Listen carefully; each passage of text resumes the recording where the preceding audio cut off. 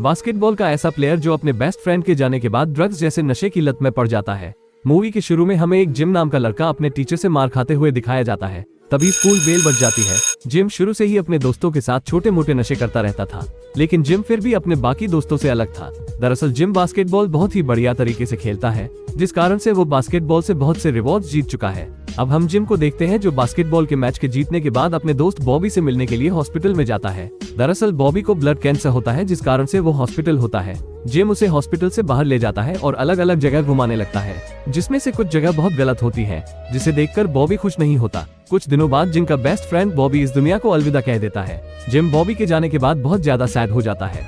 अगले दिन जिम अपने दोस्तों के साथ मूवी देखकर आ रहा होता है, लेकिन उसे मूवी का कुछ भी सीन याद नहीं है। और उस दिन जिम पहली बार बहुत बड़ा नशा करता है, जिसे हीरोइन का नशा बोलते हैं। दोस्तों, हीरोइन का नशा मात्र एक ऐसा नशा है जो आपको कंगाल कर देगा।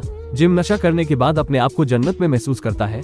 घर पर जिम की मॉम जिम को नशे की हालत में देखती है तो बोलती है कि उसे ऐसा नहीं करना चाहिए, लेकिन जिम कहाँ मानने वाला था। जिम हीरोइन के नशे करके कंगाल हो जाता है, जिसके बाद वो पहली बार अपने दोस्तों के साथ एक लेडी को लूटता है। उस लेडी को उसके दोस्त जख्मी भी कर देते हैं और वहाँ से भाग जाते हैं। कुछ दिन बाद स्कूल में जिम को नशे की हालत में पकड़ा जाता है, जिस कारण से उसके स्कूल वाले उसे एक वीक के लिए सस्पेंड करते हैं। लेकिन जिम प्रिंसिपल को कहता है कि मैं ही स्कूल को छोड़ता हूँ। घर उसकी मॉम उसे स्कूल से निकालने का कारण पूछती है, तो वो बताता है कि स्कूल वाले उसे ड्रग्स के झूठे अंजाम में उसे स्कूल से निकाल दिया। उसकी मॉम उसे ड्रग्स की गोलियां दिखाकर जिम को बोलती है, फिर यह क्या संतरे की गोलियां हैं, जिस कारण से जिम की मॉम उसे घर से निकाल देती है और उसके साथ उसकी ट्रॉफीज भी बाहर फेंक देती है। जिम जाते हुए अपनी मॉम को कहता है कि अब वो कभी उसकी शक्ल नहीं देख पाएगी। अब जिम अपने दोस्तों के पास जाता है। जिम और जिम के दोस्तों के पास नशे के लिए बिल्कुल भी पैसे नहीं होते, जिस कारण से वो एक रेस्टोरेंट लूटते हैं। रेस्टोरेंट में एक दोस्त पहले से ही नशे में होता है। जिम और उसके दोस्त रेस्टोरेंट लूटने के बाद वहाँ से भागने लगते हैं, लेकिन उनका एक दोस्त पकड़ा जाता है जो पहले से ही नशे में होता है। जिम एक जगह पर नशे कर रहा होता है जहां और लोग भी होते हैं। तभी वहां पर एक आदमी जिम को बहुत गंदे तरीके से पीटने लगता है। दरअसल जिम ने उसकी गर्लफ्रेंड को हाई क्वालिटी का ड्रग्स दे दिया था, जिस कारण से उसकी गर्लफ्रेंड हॉस्पिटल में पहुंच गई। अब सीन शिफ्ट होता है और जिम अपने सपनों को जलता हुआ देखता है। जिम एक जगह बर्फ पर लेटा हुआ होता है। कुछ देर बाद एक आदमी से अपने साथ घर ले जाता है। उसके घर पर जिम ड्रग्स के कारण उसके साथ झगड़ा करता है, लेकिन यह आदमी उसे बिल्कुल भी ड्रग्स नहीं लेने देता।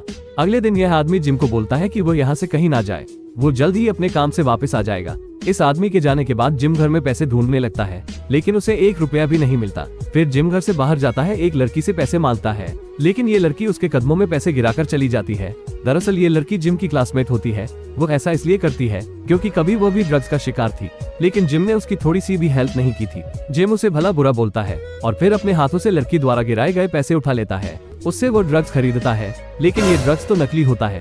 जिसके बाद जिम और उसके दोस्त उस आदमी के पीछे भागने लगते हैं। वो आदमी डर के कारण बिल्डिंग से गिर जाता है और उसकी मौके पर ही मौत हो जाती है।